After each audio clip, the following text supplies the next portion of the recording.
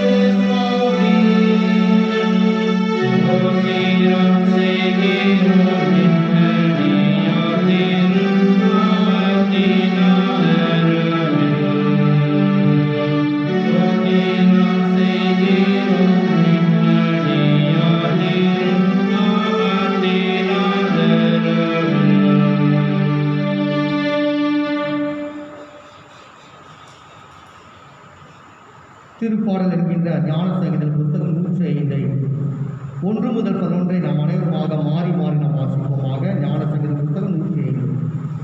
கர்த்தரை துதித்து அவருடைய நாமத்தை பிரஸ்தாபமாக்குங்கள், அவருடைய செய்கைகளை ஜனங்களுக்குள்ளே பிரசித்திப்படுத்துங்கள். அவரை பாடி அவரை கீர்த்தனம் பண்ணுங்கள், அவருடைய அதிசயங்களை எல்லாம் தியானித்து பேசுங்கள். அவருடைய பரிசுத்த நாமத்தை குறித்து மேன்மை பாராட்டுங்கள். கர்த்தரை தேடுடைய இருதயம் மகிழ்வதாக. கர்த்தரையும் அவர் வல்லமையும் நாடுங்கள், அவர் சமூகத்தை நித்தமும் தேடுங்கள். அவர் தாசனாகிய ஆபிரகாமின் சந்ததி, அவரால் தெரிந்து கொள்ளப்பட்டவர்களாகிய யாக்கோபின் புத்திரரே. அவர் செய்த அதிசயங்களையும் அவருடைய அற்புதங்களையும் அவர் வாக்கின் நியாய தீர்ப்புகளையும் நினைவு கூறுங்கள். அவரே நம்முடைய தேவனாகிய கர்த்தர், அவருடைய நியாயத்திற்கு பூமி எங்கும் விளங்கும்.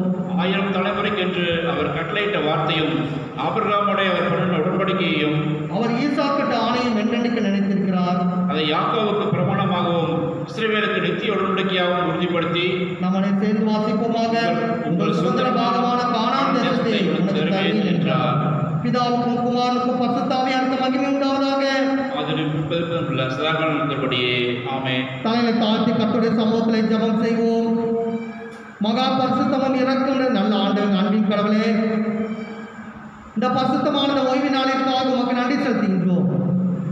திருத்துவ பண்டிகைக்கு பிந்தின 2வது ஞாயிற்றுக்கிழமையிலே நாங்கள் காணொலியிலே அமர்ந்திருந்து உம்முடைய திருநாமத்தை துதிக்கவும், உம்முடைய சத்தியத்தை கேட்கக்கூடிய அவர்கள் வாழ்க்கையை கொடுத்திருக்க ஜீவனுக்காக, சுகத்திற்காக, பலத்திற்காக உமக்கு கோடான கோடி ஸ்தோத்திரத்தை அளிக்கிறோம் ராஜா.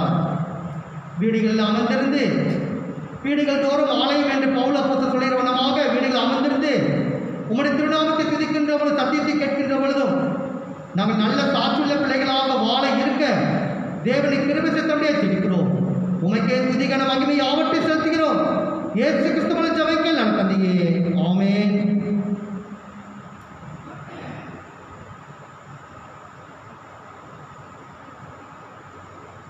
மறுபடியுமாக இறைவனுடைய திருநாமத்தை நாம் துதிப்பதாக ஞானப்பாட்டிலே 245வது ஞானப்பாட்டிலே முதல் 2 கவிகளை நாம் பாடுவோமாக.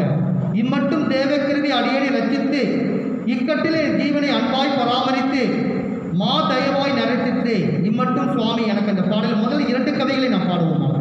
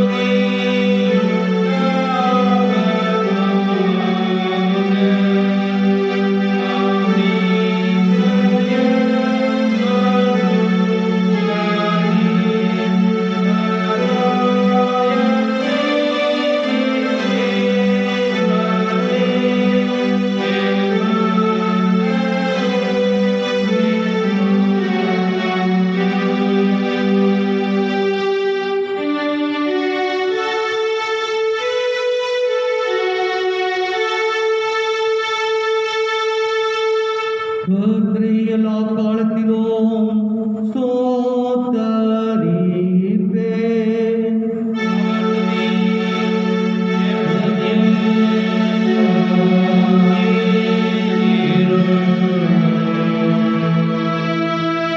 என்னோடு சேர்ந்து கர்த்தரை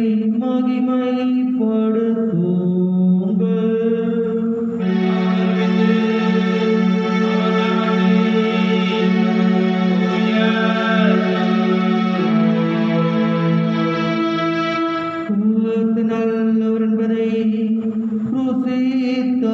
ருசித்தறியோங்கள்.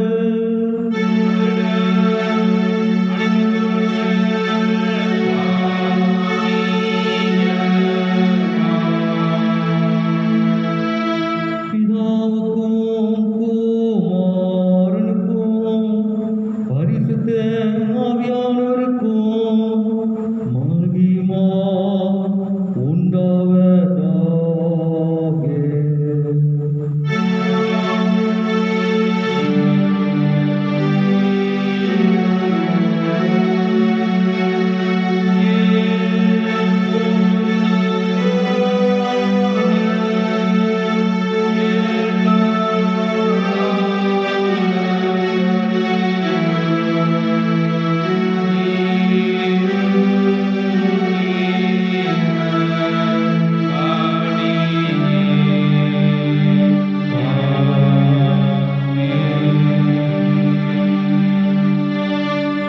அன்பாந்தலை கடவுளாக நம்மை தாழ்த்தி அவருக்கு முன்பாக நம்முடைய பாவங்களை மனவருத்தத்தோடு கர்த்தருடைய சமூகத்தில் அறிக்கை செய்வோம். வாருங்கள். கிருபையும் இரக்கமுள்ள பராபரனே, நாங்கள் பாவிகளாய் பிறந்து மனிதனாலும் வாக்கினாலும் செய்கையினாலும் நீதியான பாவங்களை செய்து உமது நித்திய தண்டனை கர்த்தரோடு ஒப்புக்கொள்கிறோம். கடவுளை பாவிகளாய் விளக்கிறவர்களாயிரும். கர்த்தாவே மெய்யான விசுவாசம் பாவத்தை மாற்றி எங்களை தூய்மையாக்கிறோம். தந்தையாகிய கடவுளே, எல்லாவற்றையும் படைத்தவரே, உம்முடைய மக்களாக எங்களுக்கு இறங்கி விளங்கும் எங்களுக்கு கிருபை கொண்டு எங்களுக்காக துணை செய்தோம். கிறிஸ்துவே, உலகம் மீட்பரே, நெஞ்சி கட்டி எங்களுக்கு இறங்கி விளங்கும் எங்களுக்கு கிருபை கொண்டு எங்களுக்காக பிதாவின் வேண்டுதல் செய்தோம். தூய ஆவியானவரே, ஒன்றான சகாயரே, உம்முடைய மக்களாக எங்களுக்கு இறங்கி விளங்கும் எங்களுக்கு கிருபை கொண்டு எங்களுக்கு துணை செய்தோம்.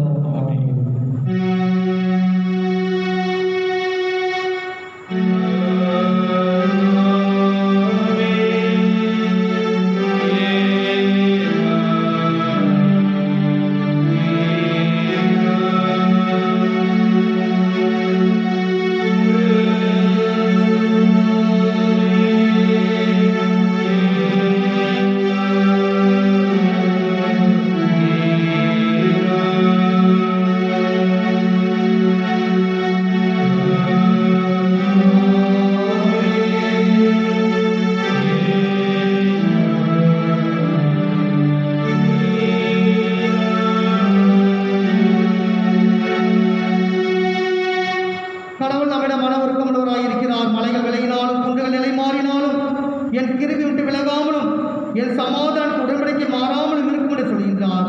அவருடைய திருநாமத்தை கீர்த்தனின் மூலமாக புகழ்ந்து ஸ்தோத்தரிப்போம். வாருங்கள்.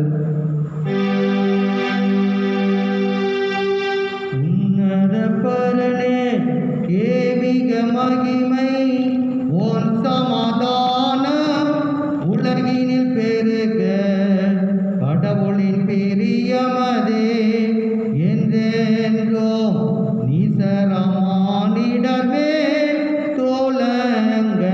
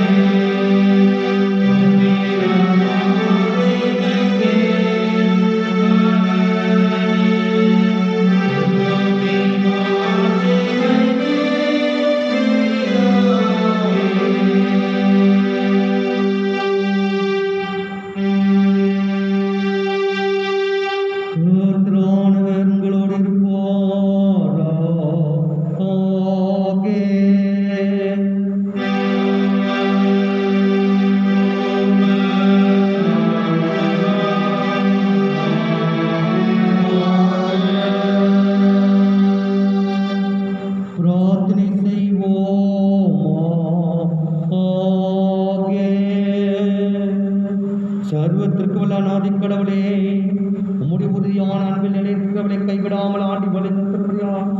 உமது தூய பெயரை பற்றிய பயபக்தியோடு கூண்ப அன்பு எங்களுக்கு இருக்கும்படி நீ அருள் செய்ய வேண்டும். உம்மோடும் தூய ஆவியானவரோடும் என்றென்று உயிரோடு அரசால் எங்கநாதர் இயேசு கிறிஸ்து மரியாம் உம்மை வேண்டிக் கொள்கிறோம். சுவாமே.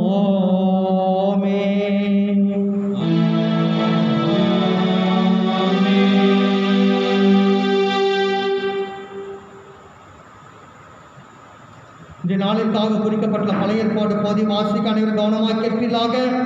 அதை தொடக்க நூல் என்று சொல்லி ஆதியாகமம் 15ஆம் அதிகாரம் 1 முதல் 6 வசனங்கள். ஆதியாகமம் 15ஆம் அதிகாரம் 1 முதல் 6 வசனங்கள். ஆதியாகமம் 15ஆம் அதிகாரம் வசனங்கள் 1 முதல் 6 முடிய. இந்த காரியங்கள் நடந்த பின்பு கர்த்தருடைய வார்த்தை ஆபிரகாமுக்கு தரிசனத்தில் உண்டாகி, அவர், ஆபிரகாமே, நீ பயப்படாதே, நான் உனக்கு கேடகமும் உனக்கு மகா பெரிய பலனுமாய் இருக்கிறேன் என்றார். அதற்கு ஆபிராம், கர்த்தராகிய ஆண்டவரே, அடியேனுக்கு என்ன தருவீர்? நான் பிள்ளையில்லாமல் இருக்கிறேனே. தமஸ்கு ஊரானாகிய இந்த எலியேசர் என் வீட்டுக்கு விசாரணை கர்த்தனாய் இருக்கிறானே என்றான். பின்னும் ஆபிராம், தேவரீர் எனக்கு புத்திர சந்தானம் அருளவில்லை. இதோ என் வீட்டிலே பிறந்த பிள்ளை எனக்கு சுதந்திரவாளியாய் இருக்கிறான் என்றான். அப்பொழுது கர்த்தருடைய வார்த்தை அவனுக்கு உண்டாகி, இவன் உனக்கு சுதந்திரவாளி அல்ல, உன் கற்ப பிறப்பாய் இருப்பவனே உன் சுதந்திரவாளியானவன் என்று சொல்லி, அவர் அவனை வெளியே அழைத்து, நீ வானத்தை அண்ணாந்து பார், நட்சத்திரங்களை எண்ண உன்னாலே கூடுமானால் அவைகளை எண்ணு என்று சொல்லி, பின்பு அவனை நோக்கி, உன் சந்ததி இவ்வண்ணமாய் இருக்கும் என்றார். அவன் கர்த்தரை விசுவாசித்தான், அதை அவர் அவனுக்கு நீதியாய் எண்ணினார் என்பது. நாம் அனைவரும் சேர்ந்து சொல்வோமாக. நாம் அனைவரும் சேர்ந்து சொல்வோமாக. மகிழ்வுள்ள கடவுளை பரிசுத்தர், வல்லமிழக்கை பரிசுத்தர், என்றென்றும் உள்ளக்கடை பரிசுத்தர். ஆமென். அந்தவனமான நாளிற்காக குறிக்கப்பட்டுள்ள திருமுக போதை வாசிக்க அனைவரும் கவனமாக கேட்பீராக. அது 1 யோவான் 3ஆம் அதிகாரம் 13ஆம் வசனம் தொடங்கி 24ஆம் வசனம் வரைக்கும். 1 யோவான் 3ஆம் அதிகாரம் 13ஆம் வசனம் தொடங்கி 24ஆம் வசனம் வரைக்கும். என் சகோதரரே, உலகம் உங்களை பகைத்தால் ஆச்சரியப்படாதிருங்கள். நாம் சகோதரத்தில் அன்பு கூறுகிறபடியால் மரணத்தை விட்டு நீங்கி ஜீவனுக்கு உட்பட்டிருக்கிறோம் என்று அறிந்திருக்கிறோம். சகோதரனிடத்தில் அன்பு கூறாதவன் மரணத்தினை நிலை கொண்டிருக்கிறான்.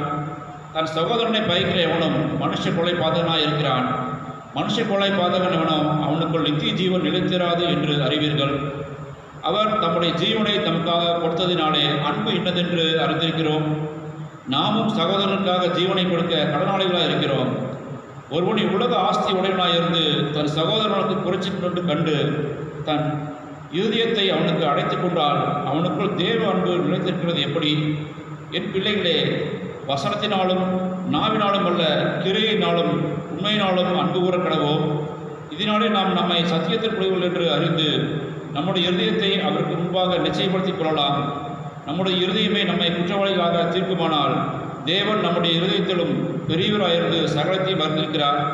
பிரியமானவர்களே, நம்முடைய இருதயம் நம்மை குற்றவாளிகள் தீர்க்காதிருந்தால் நாம் தேவனிடத்தில் தைரியம் கொண்டிருந்து அவருடைய கற்பனைகளை நாம் கைக்கொண்டு அவருக்கு முன்பாக பிரியமானவர்களை செய்கிறபடினால் நாம் வேண்டிக் கொள்வது எதுவோ அதை அவரோட பெற்றுக்கொள்கிறோம். நாம் அவருடைய குமாரனாகிய இயேசு கிறிஸ்துவின் நாமத்தின் மேல் விசுவாசமாக இருந்து அவர் நமக்கு கட்டளையிட்டபடி ஒருவர் அன்பாக இருக்க வேண்டும் என்பதே அவருடைய கற்பனையாக இருக்கிறது. அவருடைய கட்டளைகளை கைக்கொள்கிறவன் அவர்கள் நினைத்திருக்கிறான், அவரும் அவனை நினைத்திருக்கிறார். அவர் நம்ம நினைத்திருக்கிறதை அவர் நமக்கு தந்தல்ல ஆவியினாலே அறிந்திருக்கிறோம் என்பது.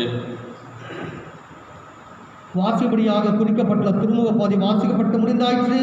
கர்த்தர் தம்முடைய திருவசங்களை நம்முடைய இருதயங்களில் நித்திய ஜீவனுக்கு என்று பலிக்க செய்து காப்பாராக. ஆமென்.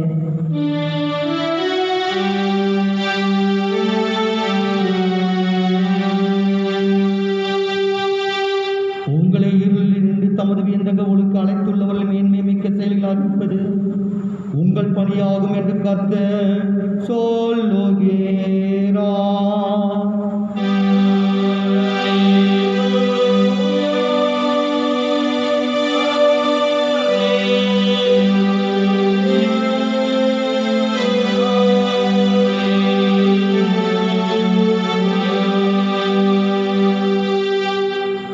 பண்டிகைக்கு பிந்திர 2ஆம் ஞாயிறாகிய நாளிற்காக குறிக்கப்பட்டுள்ள நற்செய்தி பகுதி வாசிக்க அதை அனைவரும் கவனமாக கேட்பீராக. அது லூக்கா நற்செய்தி பகுதி 14ஆம் அதிகாரம் 16ஆம் வசனம் தொடங்கி 24ஆம் வசனம் வரைக்கும். லூக்கா 14:16 தொடங்கி 24 வரை. இயேசு அவரிடம் கூறியது, ஒரு பெரிய விருந்து ஒன்றை ஏற்பாடு செய்து பலரை அழைத்தார். விருந்து நேரம் வரவே அவர் அழைப்பை பெற்றவுடன் தம் பணியாளரை அனுப்பி, வாருங்கள், எல்லாம் ஏற்கனவே ஏற்பாடு செய்தாகிவிட்டது என்று சொன்னார். அவர்கள் எல்லாரும் ஒருவர் பின் ஒருவராக சாக்குப்போக்கு சொல்லத் தொடங்கினார்கள். முதலில் ஒருவர், வயல் ஒன்று வாங்கியிருந்தேன், அதை நான் கட்டாயம் போய் பார்க்க வேண்டும், என்னை மன்னிக்க வேண்டும் என்றார். நான் 5 ஏற்பாடுகள் வாங்கியிருக்கிறேன், அவற்றை ஒன்றை ஓட்டி பார்க்க போகிறேன், எனக்கு மன்னிக்க வேண்டுகிறேன் என்றார். வேறொரு, எனக்கு இப்போதுதான் திருமணம் ஆயிற்று, ஆகையால் என்னால் வர முடியாது என்றார். மற்றொரு பணியாளர் திரும்பி வந்து இவற்றை தம் தலைவருக்கு அறிவித்தார்.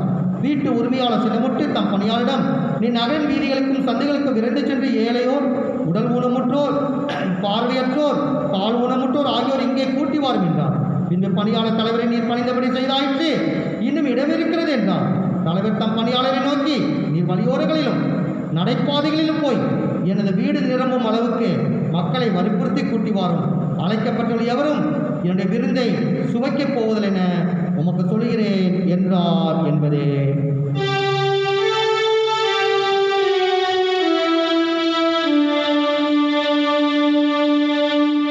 புறாவுடைய நல்ல வார்த்தைக்காக அவருக்கு ஸ்தோத்திரம்.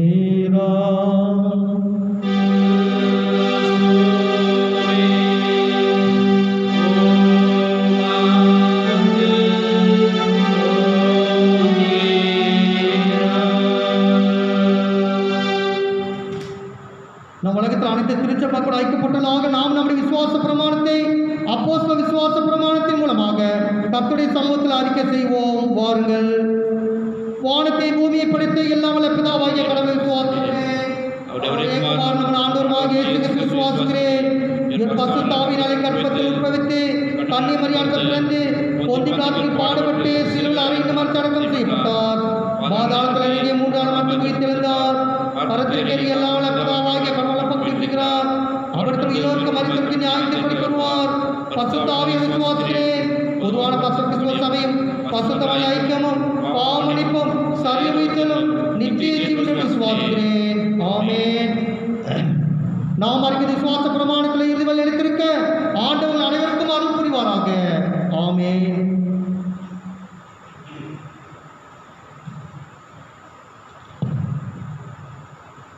மறுபடியுமாக இறைவனுடைய திருநாமத்தை நாம் துதிப்பொருளாக 130வது ஞானப்பாட்டிலே முதல் 2 கவிகளை பாடுவோமாக. நான் தேவரீரை கர்த்தரையே துதிப்பேன் என்ற பாடலை முதல் 2 கவிகளை நாம் பாடுவோமாக.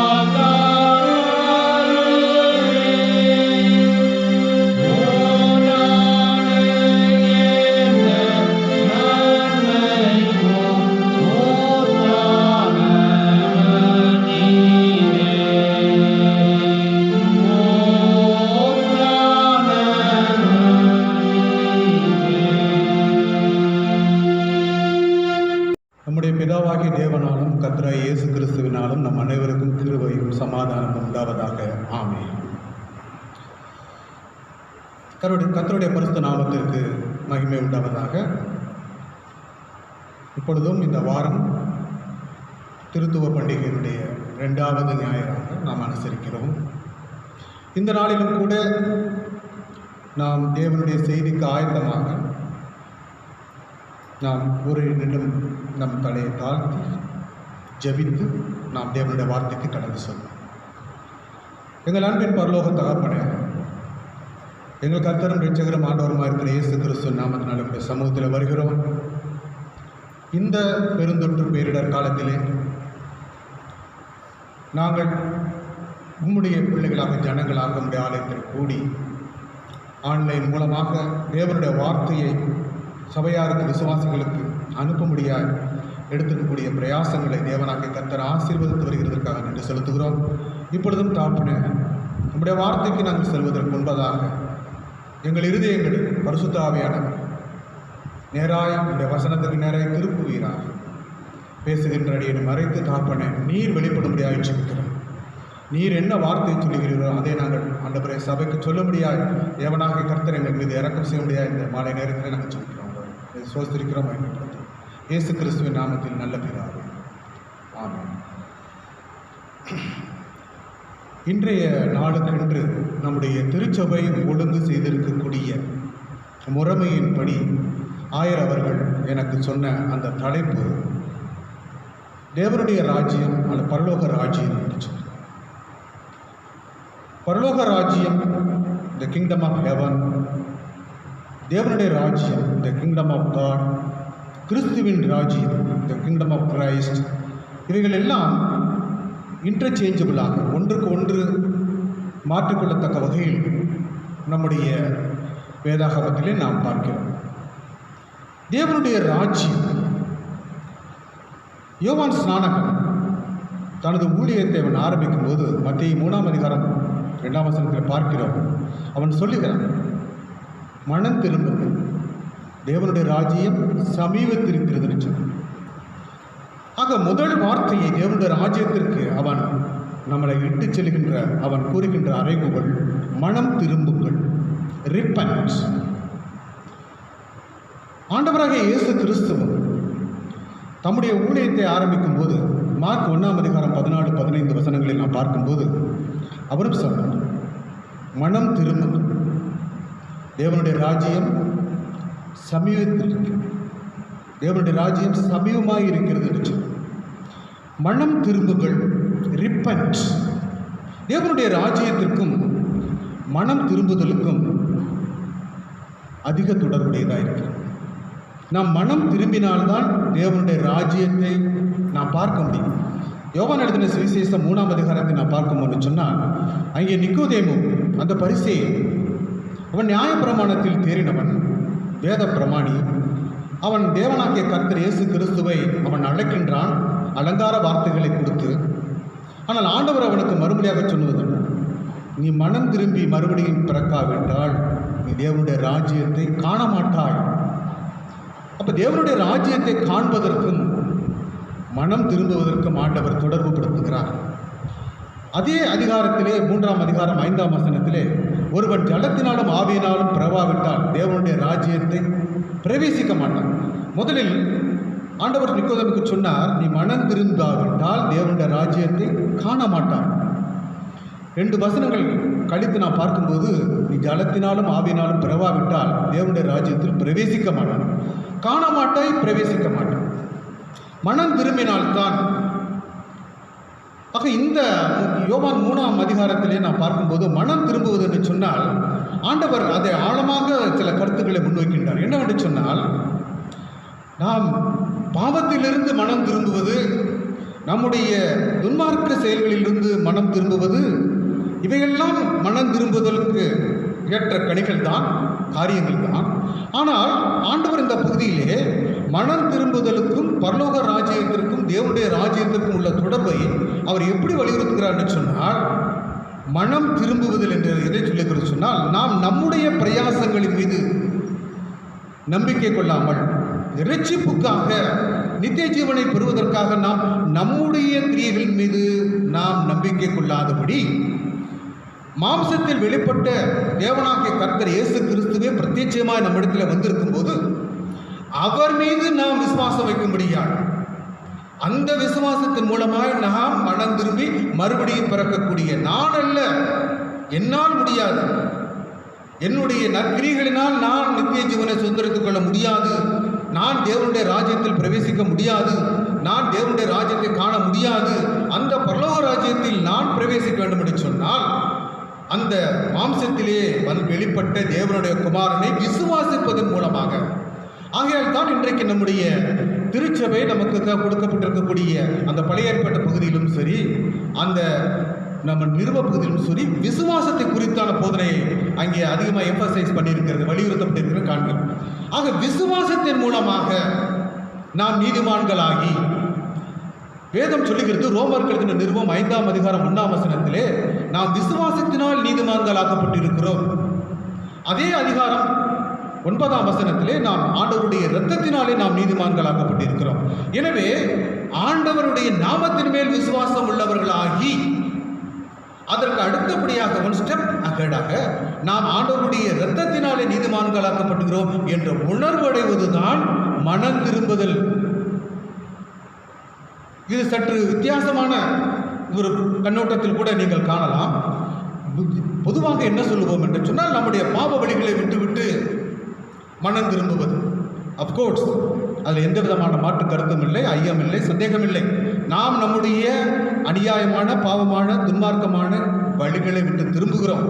ஆனால் உண்மையான மனம் திரும்புதல் என்று சொன்னால், நம்முடைய கிரிகளினால் அல்ல, நம்முடைய அந்த சன்மார்க்கமான ஜீவியத்தினால் அல்ல, ஆண்டவராகிய இயேசு கிறிஸ்துவை நாம் முழுமையாய் விசுவாசித்து அவரை நம்முடைய இருதயத்தில் ஏற்றுக்கொள்வதுதான், அதுதான் மனம் திரும்புதல்.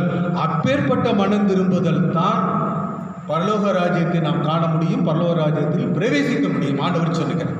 அப்போ அப்படிப்பட்ட தேவனுடைய ராஜ்யத்தை நாம் எப்படி பெற்றுக்கொள்வது? நாம் எப்படி? ஆண்டவரே சொல்லுகிறார், நாம் அதற்கு தகுதி அற்றவர்கள் தான். அந்த ஒளியில் உள்ள பரிசுத்தவான்களுடைய அந்த சேர்க்கைக்கு நாம் சேர்வதற்கு நாம் தகுதி இருக்கிறவர்கள். ஆனால் நம்மை தகுதிப்படுத்தினவர். கொலோசியர்கள் இந்த நிருபம் 1ஆம் அதிகாரம் 12ஆம் வசனத்திலே பவுல் அழகாய் சொல்லுகிறார், நம்மை தகுதிப்படுத்தினவர் பிதாவாகிய தேவன். நம்மை தகுதிப்படுத்துகிறார். அந்த ராஜ்யத்துக்குள்ளே நாம் பிரவேசிக்கும்படியாய் நம்மை தகுதிப்படுத்தினவர். அந்த ராஜ்யம் என்பது என்ன? அது ஒளிமயமான ராஜ்யம். அங்கே இருள் என்பது எவ்வளவேனும் கிடையாது. ஒளி, மகா மேன்மையான ஒளி, பரிசுத்தம், அங்கே நீதி, இவைகளினால் நிறைந்த அந்த ஒளி, யாரும் சேரக்கூடாத ஒளி. அந்த ஒளியில் வாசமாய் இருக்கக்கூடிய தேவன் வாசம் செய்யக்கூடிய இடம்தான் அந்த பரலோக ராஜ்யம். அந்த பரலோக ராஜ்யத்தை நமக்கு பிதாவாகிய தேவனே அடைய முடிய நம்மை தகுதிப்படுத்துகிறார். God himself qualifies us to enter into the kingdom of heaven or the kingdom of God. அவரே நம்மளை தகுதிப்படுத்துகிறவராக இருக்கிறார். அதனால்தான் அவருடைய அன்பின் குமாரனாகிய இயேசுவின் அந்த ராஜ்யத்திற்குள்ளே நம்மளை வைத்தவர் பிதாவாகிய தேவன். ஆக நாம் அவரை விசுவாசிக்கும் போது, நானல்ல ஆண்டவரே நீர்தான் என்று சொல்லி அவருடைய நாமத்தின் மேல் நாம் விசுவாசிக்கும் போது, அவர் மீது நாம் பற்றுடையவர்களாக இருக்கும்போது, அவரையே நாம் நம்பிக்கையை கொண்டு அவரையே நாம் கர்த்தர் என்று நாம் இடைவிடாமல் நம்முடைய இருதயத்தில் பூஜிக்கும் போது, தேவனாகிய கர்த்தரே நம்மளை அந்த ஒளியினிடத்தில் சேரும்படியாய், அந்த ஒளியாகிய அந்த ராஜ்யத்திற்குள்ளே நம்மளை சேரும்படியாய் நமக்கு அவர் கிருபை அளிக்கிறாராம். இது நம்மளால் கூடாத காரியம். ஆண்டவர் தேவனாகிய கர்த்தர் நம்மை தகுதிப்படுத்தி அந்த ஒளியினிடத்திலே நம்மை சேர்க்கிறார். அந்த அன்பின் குமாரனுடைய அந்த ஒளியினுள்ள ராஜ்யத்திற்குள்ளே நம்மை அவர் வைக்கிறார். அதனால தான் ஆண்டவர் சொன்னார், லூக்கா 17ஆம் அதிகாரம் 21ஆம் வசனத்திலே நாம் பார்க்கிறோம், அந்த தேவனுடைய ராஜ்யம் நம்முடைய இருதயத்திற்குள்ளே இருக்கிறது என்று சொல்லி. அந்த தேவனுடைய ராஜ்யம் அங்கும் இல்லை இங்கும் இல்லை, அது உலக பிரகாரமான ராஜ்யமும் அல்ல. அந்த தேவனுடைய ராஜ்யம் நம்முடைய இருதயத்துக்குள்ளே இருக்கிறது. அதைத்தான் ஆண்டவர் சொன்னார் லூக்கா 17:22. அந்த ராஜ்யம் நம்முடைய இருதயத்துக்குள்ளே இருக்கிறது. அந்த ராஜ்யம் நம்முடைய இருதயத்துக்குள்ளே இருப்பதை தான் அப்போஸ்தலனாகிய பவுல் அதை நன்றாக அறிந்து கொண்டு ரோமருக்கு எழுதின நிருபம் 14ஆம் அதிகாரம் 17ஆம் வசனத்திலே தேவனுடைய ராஜ்யத்தை குறித்து சொல்லும்போது, தேவனுடைய ராஜ்யம் என்பது புசிப்பும் அல்ல, குடிப்பும் அல்ல. அது என்ன? அது தேவனுடைய நீதியும் சமாதானமும் பரிசுத்தாவினால் உண்டாகக்கூடிய சந்தோஷமுமாயிருக்கு. அப்ப தேவனுடைய ராஜ்யம் நம்முடைய இருதயத்தில் இருக்கிறது என்று சொன்னால், கர்த்தர் அப்படிதான் சொல்லியிருக்கார், அந்த தேவனுடைய ராஜ்யம் நம்முடைய இருதயத்தில் இருக்கிறது சொன்னால், அந்த இருதயம் எப்படிப்பட்டதாக இருக்க வேண்டும்? அது நீதியும் சமாதானமும் அதற்கு மேலாக பரிசுத்தாவினால் நிறைந்த சந்தோஷமுமாய் இருக்க வேண்டும். இன்றைக்கு உலகத்துடைய ராஜ்யத்தில் நாம் எல்லாம் பார்க்கிறோம், புசிப்பு, குடிப்பு, கொண்டாட்டம், ஆட்டம், பாட்டம் எல்லாம் பார்க்கிறோம்.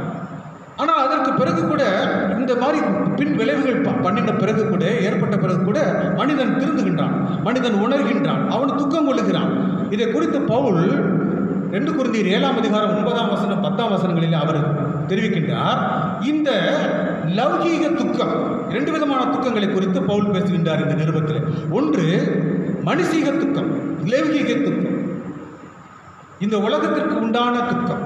நாம் செய்கின்ற தவறுகளை சில சமயம் நாம் உணர்ந்து, ஐயோ இப்படி தவறுகளை இழந்து விட்டோமே, இதனால் நாம் இவரை நாம் காயப்படுத்தி விட்டோமே, அவரை நாம் குற்றப்படுத்தி விட்டோமே, அல்லது நம்முடைய கொள்ளாத விளைவுகளினால் நாம் வரக்கூடிய அதை நாம் எப்பொழுது நாம் அனுபவிக்கின்றோமே என்றெல்லாம் அதெல்லாம் உலகத்திற்கு ஏற்ற துக்கம்தான். ஆனால் அந்த உலகத்திற்கு ஏற்ற துக்கம் கொஞ்ச நாள் இருக்கும், கொஞ்ச நாள் நமக்கு அந்த துக்கத்தை கொடுக்கும். ஆனால் தேவனுக்கு ஏற்ற துக்கம், மனம் திரும்புதலுக்கு ஏற்ற துக்கம், அது ரட்சிப்புக்கு ஏதுவான துக்கம் என்று வேதம் சொல்லுகிறது. மனம் திரும்புவதற்கு ஏற்ற ரட்சிப்புக்கு ஏதுவான துக்கம் தான் நம்முடைய அந்த பரலோக ராஜ்யத்துக்குள்ளே நம்மளை கொண்டு செல்லும்.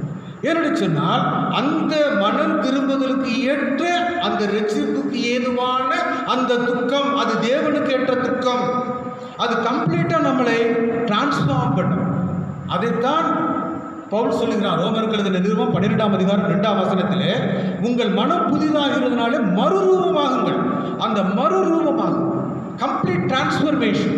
அப்போ பரலோக ராஜ்யம் நமக்குள்ளே இருக்கிறது நாம் உணர்வு சொன்னால் நாம் கம்ப்ளீட்டாக முழுமையாக நாம் டிரான்ஸ்ஃபர்மேஷன் மறுரூபமாக வேண்டும்.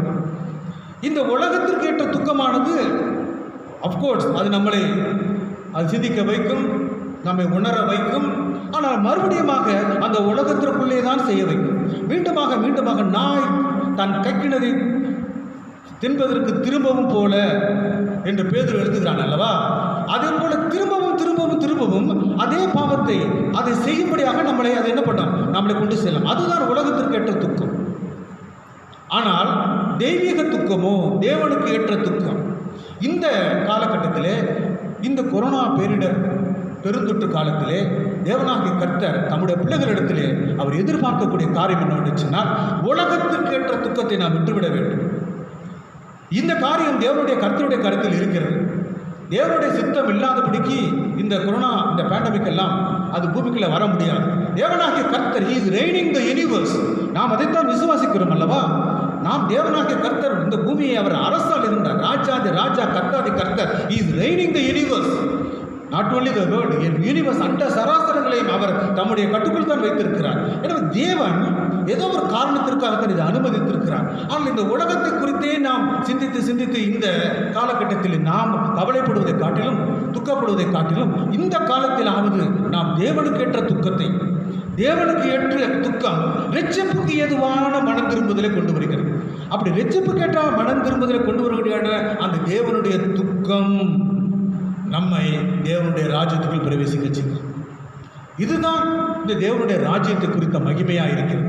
இந்த தேவனுடைய ராஜ்யத்தை குறித்து நாம் சற்று விளங்கிக் கொள்ள வேண்டும். நாம் அது குறித்து நம்ம சற்று விளங்கி கொண்டு அது குறித்தான நம்மளுடைய ஞானத்தை நாம் கொஞ்சம் அதிகரித்துக் கொள்ள வேண்டும். அப்பொழுதுதான் இந்த தேவனுடைய ராஜ்யத்தின் மகத்துவத்தை நாம் அறிந்து கொள்ள வேண்டும். ஏனென்று சொன்னால் தேவனுடைய ராஜ்யம் வேறு எங்கும் இல்லை, அது நம்முடைய இருதயத்துக்குள் தான் இருக்கிறது. நம்முடைய இருதயம், அதே சொன்ன நம்முடைய இருதயமே நம்மளை குற்றப்படுத்துமோ என்று சொன்னால், வாசிக்கப்பட்ட இந்த நிறுவ வாக்கியத்தில் படிக்கிறோம், நம்முடைய இருதயம் நம்மளை குற்றப்படுத்துகிறது என்று சொன்னால், அப்படி என்று சொன்னால் நம்முடைய அந்த தெய்வீக துக்கத்தில் தான் இருக்கிறோம். நாம் இன்றும் அந்த நம்முடைய இருதயம் நம்மளை குற்றப்படுத்தக்கூடாது. நாம் தேவனுக்கு முன்பதாக நன்மைகளை செய்கின்றோம், தேவனுக்கு முன்பதாக நாம் பிரியமான காரியங்களை நடப்பிக்கின்றோம் என்ற உணர்வு வரும்போது தான் நாம் தேவனுக்கு ஏற்ற துக்கத்தை கொண்டிருக்கிறோம், இரட்சிப்புக்கு ஏதுவான துக்கத்தை கொண்டிருக்கிறோம். அதுதான் நம்முடைய அந்த பரலோக ராஜ்யத்தை நமக்கு அது அப்படியே அது என்னது திடனாக என்டியூரன்ஸாக கொடுக்கக்கூடிய அது காரியமாக இருக்கிறது. ஆக இந்த காலகட்டத்திலே பிரியமான தேவனுடைய பிள்ளைகளே, தேவனுடைய ஜனமே, நாம் சிந்திக்க வேண்டியது என்னவென்று சொன்னால், நாம் எப்பொழுதும் இந்த உலகத்தை குறித்தே கவலைப்பட்டு கொண்டிருக்கிறார்கள். இது எப்பொழுது இந்த கொரோனா இந்த 2வது வேவ் போகும், எப்பொழுது இந்த 3வது வேவ் வந்துவிடும் என்று சொல்கிறார்களே. ஆக இவ்வளவு பேர் 2,89,00,000 அதிகமான பேர் இங்கே பிடிக்கப்பட்டு விட்டார்களே. கிட்டத்தட்ட நெருக்கி 3 லட்சம் பேர் இந்தியாவிலே மறித்து விட்டார்களே. அப்படியாக நாம் கணக்குகளை போட்டு நாம் உட்கார்ந்து நம்மளை நாமே இருந்து அந்த லெவிகிய உலகத்திற்கு ஏதுவான கவலைகள், உலகத்திற்கு ஏதுவான துக்கத்தை நாம் விடுத்து இந்த காலகட்டத்திலே நாம் தேவனை நோக்கி பார்க்க முடியாது, நம்முடைய இருதயத்தை தேவனுக்கு நேராக திருப்ப முடியாது. ஆண்டவர் இந்த அருமையான காலங்களை கொடுத்திருக்கிறார். நாம் அப்பொழுதுதான் இப்படி வீட்டில் தனித்திருக்கும் போது நாம் தேவனோட கூட அதிகமாக நாம் தொடர்பு கொள்கிறோம். நாம் அதிகமாக தேவனுடைய வார்த்தைகளை படிக்கிறோம், அதிகமாக தேவனுடைய வார்த்தைகளை தியானிக்கின்றோம். அவரோடு கூட இருக்கக்கூடிய உறவு நாம் அது அப்படியாக மேம்படுகிறதா இருக்கு. ஆக இந்த காலத்தை தேவன் நமக்கு கொடுத்திருக்கிறான்னு சொன்னால், தேவனுடைய பிள்ளைகள் அந்த விசுவாசத்திலும் தேவனோடு கொண்டு இருக்கக்கூடிய அந்த உறவிலும் வளரும்படியாக தேவனாக கர்த்தர் நமக்கு கொடுத்திருக்கிறார். ஆக இந்த காலத்தை குறித்து நாம் அதிகமாக தேவனுக்கு நன்றி தான் செலுத்த வேண்டும். நம்முடைய ஆவிக்குரிய ஜீவியம், நம்முடைய நமக்கும் தேவனுக்கும் இருக்கக்கூடிய தனிப்பட்ட உறவு நாம் இப்பொழுது பலப்படுத்திருக்கிறது. நிச்சயமாக தேவனை தேடுகின்றது உணர்வு ஜனங்களுக்கு அதிகமாக இருக்கிறது. ஆனால் விசுவாசிகளை நமக்கு இன்னுமாக ஆழமாக தேவனோடு கூட சேர்க்கக்கூடிய அந்த உறவு நம்மளை இன்னும் கிடைக்கிறது. அதனால தான் இந்த தேவனுடைய ராஜ்யத்தை குறித்து ஒரு டிஃபரெண்டான ஒரு கன்வர்சேஷன், ஒரு புதியமான ஒரு அணுகுமுறையில் பார்க்க. வழக்கமாக சொல்வது பாவத்தை விட்டுவிடு, நீ செய்கிற பாவத்தில் எல்லாம் பாவத்தில் இருந்து கொண்டு நாம் தேவனை நம்முடைய இருதயத்தில் வைக்க முடியாது. பாவத்தை கூட நம்ம பாவத்தை பார்க்க மாட்டாத சுத்த கண்ணன் அவர் பாவத்தை வெறுக்கிறவர். எபிரேயர் 1ஆம் அதிகாரத்தில் நம்ம பார்க்கிறோம், அவர் தீமையை வெறுத்து என்று வேதம் சொல்லுகிறது. கர்த்தராகிய இயேசு கிறிஸ்து பாவத்தை வெறுக்கிறவர், தீமையை வெறுக்கிறவர். ஆக நாம் அவரை விசுவாசிக்கிறோம், அவருடைய பிள்ளைகள் என்று சொல்லி நாம பாவத்தோடு கூட ஐக்கியம் கொண்டு பாவத்தோடு கூட விளையாட முடியாது. ஆனால் அதே சமயத்தில் இங்கே மனம் திரும்புதல் என்று சொன்னால், இந்த உலகத்துடைய காரியங்களை நாம் விட்டுவிட்டு தேவனை நோக்கி நாம் பார்க்கணும். நாம் தேவனை நோக்கி அவரோடு கூட அமர்ந்திருந்து அவருடைய சமூகத்திலே நாம் நம்மை தாழ்த்தி அவருடைய பாதத்திலே நாம் அந்த மரியாதை போல போல நாம் கண்ணீரோடு கூட அவருடைய பாதத்தில் நாம் விழுந்து அவருடைய நாம் போற்றி அவருடைய நம்ம சொல்லப்படும் இன்றைக்கு கூட 105ஆம் சங்கீதத்தில் நம்ம படித்தோம், அவரை துதித்து அவருடைய கர்த்தருடைய நாமத்தை பிரஸ்தாபப்படுத்துவோம் வாருங்கள் என்றுதான் அந்த சங்கீதம் ஆரம்பிக்கிறது. பிரியமானவர்களே, ஆக நம்ம அவருடைய நாமத்தை துதிக்கவும் அவருடைய துதிகளை சொல்லி சோஸ்திரிக்கவும் அவருடைய நாமத்தை உலகத்தில் பிரஸ்தாபப்படுத்தும் தான் நாம் தேர்ந்தெடுக்கப்பட்ட ஜனங்கள். அதனால தான் இந்த இந்த கர்த்தருடைய ராஜ்யம் அல்லது இந்த தேவனுடைய ராஜ்யம் பரலோக ராஜ்யத்தை சொல்லும்போது அழகாய் பவுல் சொல்லுகிறான். அது 1 தெசலோனிக்கேயர் 2ஆம் அதிகாரம் 10ஆம் வசனத்தில் கொஞ்சம் படிக்கட்டும். 1 தெசலோனிக்கேயர் 2:10.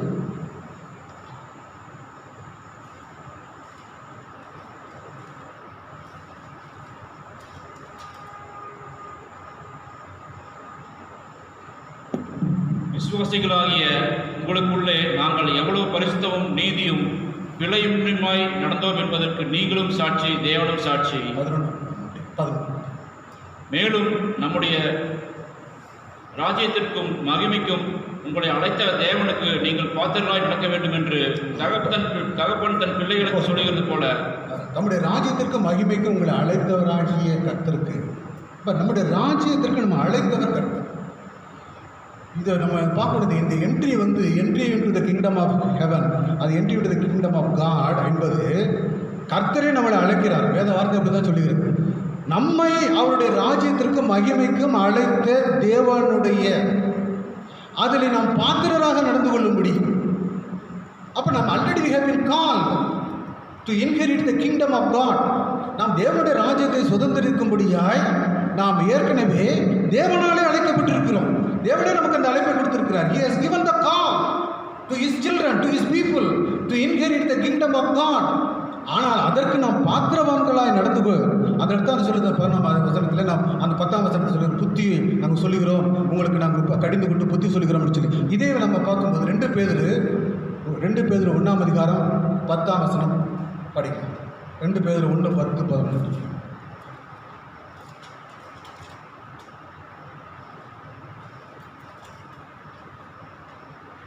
ஆகையால் சகோதரரே, உங்கள் அழைப்பையும் தெரிந்து கொள்ளுதலையும் உறுதியாக்கும்படி ஜாக்கிரதையாயிருங்கள். இவைகளை செய்தால் நீங்கள் ஒரு காலம் இடறி விடுவதில்லை. இவ்விதமாய் நம்முடைய கர்த்தரும் இரட்சகருமாக இயேசு கிறிஸ்துவனுடைய நித்திய ராஜ்யத்திற்குட்படும் பிரவேசம் உங்களுக்கு பரிபூர்ணமாய் அளிக்கப்படும்.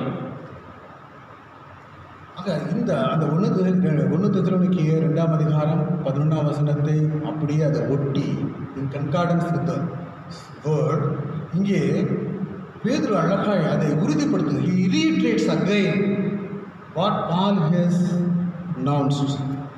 அதை அழகாக சொல்கிறாரு. ஆக சகோதரரே, உங்கள் அழைப்பையும் தெரிந்து கொள்ளுதலையும் உறுதியாக்கும்படி ஜாக்கிரதையாக இருக்கும். ஆக இங்கே நம்ம we should not care about or worry about how to enter into the kingdom of God.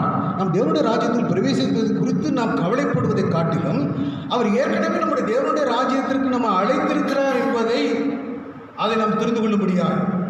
இதில் தான் இங்கே முக்கியமான ஒரு பாயிண்ட்டை ஐ வாண்ட் எம்பசைஸ். நாம் ஏற்கனவே தேவனுடைய ராஜ்யத்திற்கு தெரிந்து கொள்ளப்பட்டிருக்கிறோம். we have been already called to the kingdom of God. அதை அடையும்படி நாம் பிரயாசப்பட வேண்டும், ஜாக்கிரதைப்பட வேண்டும்.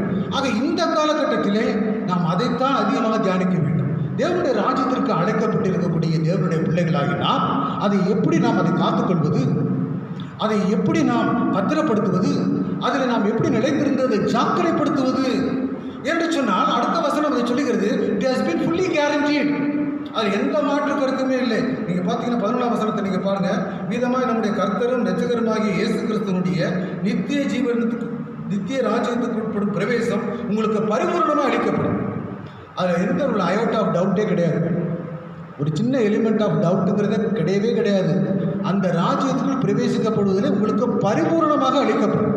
ஆக தேவனுடைய ஜனங்களாகிய நமக்கு, அவரை விசுவாசிக்கிற நமக்கு, நான் அல்ல நீர்தான் ஆண்டவரே, நீர்தான் பிதாவாகிய தேவனை, நீர்தான் என்னை தகுதிப்படுத்தினீர், நீர்தான் உம்முடைய அன்பின் குமாரனுடைய ராஜ்யத்திற்கு, அந்த ஊழியன் ராஜ்யத்திற்கு என்னை உட்படுத்தீர், நீர்தான் அந்த உம்முடைய ராஜ்யத்தை என்னுடைய உள்ளத்திற்குள் வைத்தீர், நீர்தான் இப்படி நான் இந்த ராஜ்யத்திற்கு சுதந்திரவாளி என்பதை தெரிந்து கொள்ளும்படியான அந்த பாத்திரமாக உணரக்கூடிய அந்த வாய்ப்பை எனக்கு கொடுத்தீர், நீர்தான் அதிலே ஜாக்கிரதையாக இருக்கும்படி என்னை நீர் ஏவுகிறீர். அப்படி என்று நான் உணரும் போது இந்த காலகட்டத்தில் அருமையாக நாம் தேவனுடைய ராஜ்யத்தை குறித்து நாம் தியானிக்கின்ற போது, இதை உணரும் போது வேதம் என்ன சொல்லுகிறது? அந்த இயேசு கிறிஸ்து ரட்சகரமாகி கர்த்தரும் ரட்சகரமாகி இயேசு கிறிஸ்துவனுடைய நித்திய ஜீவ ராஜ்யத்துக்குப்படும் பிரவேசம் உங்களுக்கு பரிபூர்ணமாக அளிக்கப்படும். ஆக அதில் எந்த விதமான டவுட்டே நமக்கு கிடையாது. தேவனுடைய ராஜ்யத்துக்குள்ளே பிரவேசிக்கும் அது நமக்கு பரிபூர்ணமாக அளிக்கப்படும். 100% guarantee. The entry into the kingdom of God or the kingdom of heaven is being guaranteed 100%, 200%, without any doubt. Because the word of God says like this. அது உண்மையான சத்தியம் அப்படி சொல்லுகிறது. அதை நாம் என்ன செய்ய வேண்டும் என்று சொன்னால் அதில் நிலைத்திருக்க வேண்டும், அதில் பிரயாசப்பட வேண்டும், அதில் ஜாக்கிரதையாக இருக்க வேண்டும். அப்போ நம்முடைய நினைவு, நம்முடைய எண்ணம், நம்முடைய சிந்தனை, நம்முடைய வார்த்தை, நம்முடைய எல்லாமே இந்த காலத்தில் உலகத்தை விட்டு அதைத்தான் இந்த டேர்ன் அரவுண்ட். இப்போ ஐயர் கூட சொன்னாங்க, இப்போ வரும்போது இந்த கொஞ்ச நேரம் பார்த்துக்கும்போது ஒரு ஸ்னேக்கை பற்றி அப்படியே போயிட்டு இருந்தது. அப்படியே ஒரு ரயில் இன்ஜின் திரும்புவது போல அப்படியே திரும்பிடுச்சு அப்படின்னு சொல்லி, அதே போல தான் நம்ம turn around from the world, completely turn around from the world and look in to the heaven. நாம் அங்கே அந்த பரலோகத்தை நோக்கி நம்முடைய கண்களை நாம் திருப்பும்போது அது ஆண்டவர் நமக்கு அதை உறுதிப்படுத்தியிருக்கிறார், வாக்கு பண்ணியிருக்கிறார் என்று நாம் அறியும் போது அப்படியாக நம்மளை தகுதிப்படுத்தக்கூடிய பிதாவாகிய தேவன் மீது நமது அன்பு நாம் அப்படியே ஊற்றை போல நீரோற்றை போல பொங்கிடும். அதை நமக்கு கேரண்டி பண்ணி கொடுத்த ஆண்டவரை இயேசு கிறிஸ்துவின் மீது நமக்கு அன்பு அது வெளிப்படும். இதுதான் அந்த தேவனுடைய ராஜ்யம். ஆக சொல்வது போல, ஆண்டவர் சொன்னது போல, இந்த தேவனுடைய ராஜ்யம் இது எங்கோ தனியாக இப்போதில்லை, அல்லது தேவனுடைய ராஜ்யம் அது செல்லக்கூடிய இந்த மில்லனியத்தில் சொல்லக்கூடிய அது மாதிரி இல்லை. தேவனுடைய ராஜ்யம் இப்பொழுது உங்களுக்குள்ளே இருக்கிறதே. அதுதான் இன்றைக்கு மைய கருத்து இன்றைக்கு பிரசங்கத்திற்கு. தேவனுடைய ராஜ்யம் அந்த இருதயத்துக்குள்ளே இருக்கு. அந்த இருதயம் அது திருக்கற்றதும் அது கேடில்லாததும் தேவனை குறித்த அந்த எண்ணத்தில் கொண்டிருக்கக்கூடிய அந்த இதில் ஸ்ட்ராங்காக உறுதியாக நிலைத்திருப்பதும், நானல்ல தேவனாகிய கர்த்தரே எனக்கு இந்த தேவனுடைய ராஜ்யத்தை எனக்கு வாக்கு பண்ணியிருக்கிறார் என்று விசுவாசிப்பதும், அது குறித்த நாம் பிரயாசப்படுவதும், அதனுடைய ஓட்டத்திலே நாம் தொடர்ந்து ஓடுவதும், இதுதான் இந்த தேவனுடைய ராஜ்யத்தை நமக்கு உறுதிப்படுத்தும் காரியமாக இருக்கிறது. ஆக இந்த நாட்களிலே தேவனாகிய கர்த்தர் நாம் அதிகமாக தேவனுடைய ராஜ்யத்தை குறித்து, அவருடைய நீதியை குறித்து, அவருடைய வாக்குத்தத்தமான நித்திய ஜீவனை குறித்து, அவைகளெல்லாம் நமக்கு சுதந்திரமாக்கப்பட்டிருக்கிறது என்பதை குறித்து, அது குறித்தான மேன்மையான அறிவை குறித்து நாம் அதிகமாய் சிந்திக்க, அதிகமாய் அதை தியானிக்க பரிசுத்தாவே நமக்கு கொடுத்திருக்கக்கூடிய இந்த காலங்களுக்காக, நேரங்களுக்காக நாம் அவர் மூலமாய் பிதாவை தேவனை சோஸ்தரிப்போம். இந்த வாய்ப்பை நமக்கு கொடுத்த நம்முடைய ஆயர் அவர்களுக்கும், சபை சங்க உறுப்பினர்களுக்கும், சபை மக்களுக்கும் மீண்டுமாக என்னுடைய நன்றியையும் ஆண்டவராகிய இயேசு கிறிஸ்து நாமத்தினாலே என்னுடைய வாழ்த்துதலையும் தெரிவிக்கிறேன். ஆமென். கிறிஸ்தியன்ஸுக்கு அருமையான இறை மக்களை, இந்த அருமையான நாளில் கூட இந்த காணொலி மூலமாக நமக்கு செய்தியை கொடுத்த நம்முடைய சபையின் உறுப்பினராக இருக்கின்ற ப்ரொஃபஸர் ராஜ்திலகன் அவர்களுக்கு உங்களின் சார்பிலே என்னுடைய நன்றிகளை நாம் தெரிவிப்போம். ஆண்டவர் தான் அவரையும் அவர் குடும்பத்தையும் அபரிவிதமாக ஆஸ்வதிப்பார். மேலும் ஒவ்வொரு ஞாயிற்றுக்கிழமையிலும் நம்முடைய காணொலி மூலமாக இறைவார்த்தை நாம் கேட்டுக்கொண்டிருக்கின்றோம். இறைவனுடைய திருநாமத்தை நாம் துதித்துக் கொண்டிருக்கின்றோம். இந்த ஞாயிற்றுக்கிழமையிலும் அப்படியான துதிக்கும்படியான ஒரு ஆசீர்வாதத்தை கர்த்தர் கொடுத்திருக்கின்றார். எப்பொழுது ஆலயம் திறக்கப்படும் என்கின்ற ஒரு சூழல் எல்லாருக்கும் இருக்கிறது. அந்த சூழலை கர்த்தர் அந்த வாய்ப்பை ஏற்படுத்தி கொடுப்பதற்கு நாம் நம்முடைய தனிப்பட்ட ஜெபத்திலே நாம் கடந்து வருவோம்.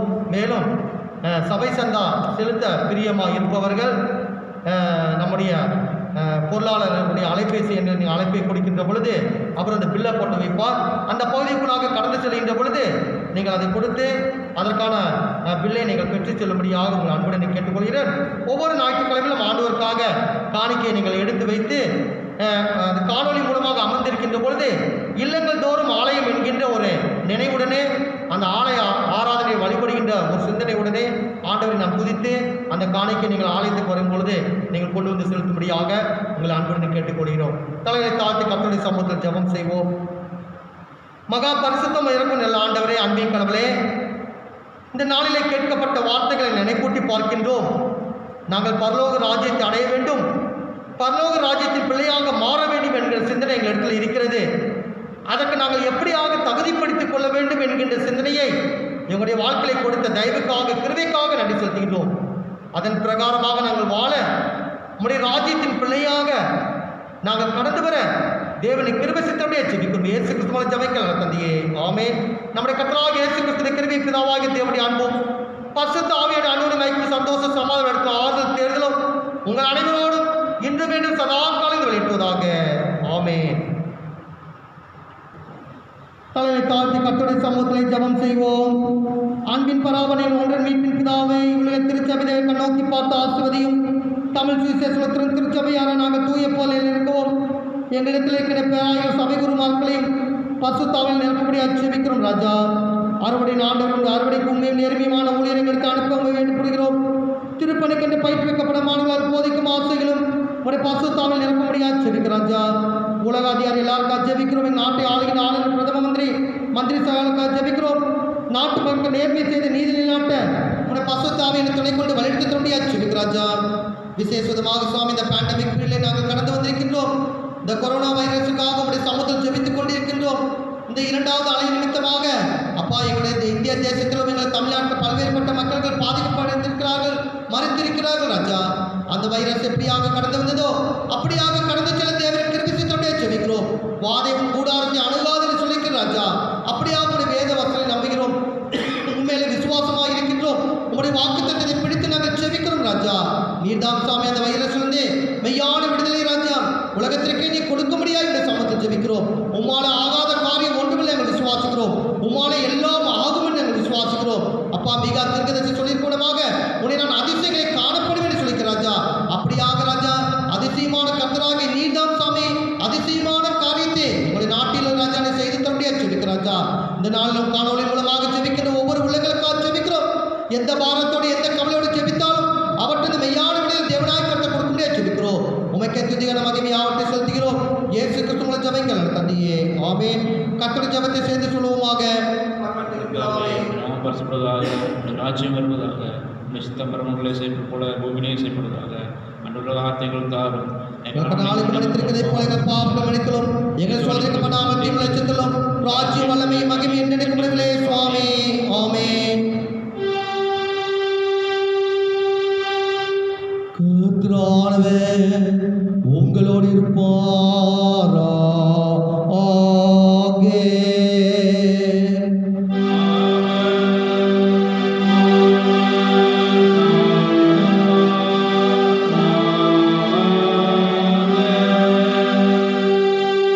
கர்த்தரானவரை ஆசீர்வதித்து உங்களை காப்பார்.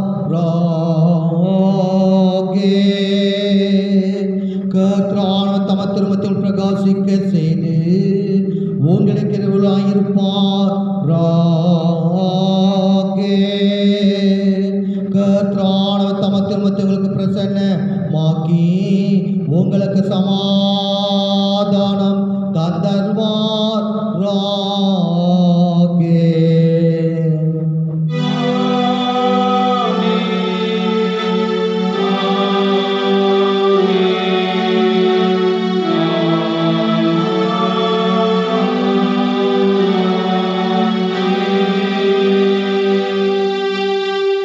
ஆராதனை இறுதிப்பாலாக ஞானப்பாட்டு 11 முதலாவது கவியை மட்டும் பாடுவோமாக. கர்த்தரை காப்பாற்றும் ஆசீர்வாதத்தாரும் எங்கள் மேல் முகத்தை வைத்து வீசு ஒளியை என்ற பாடலை நாம் பாடுவோமாக.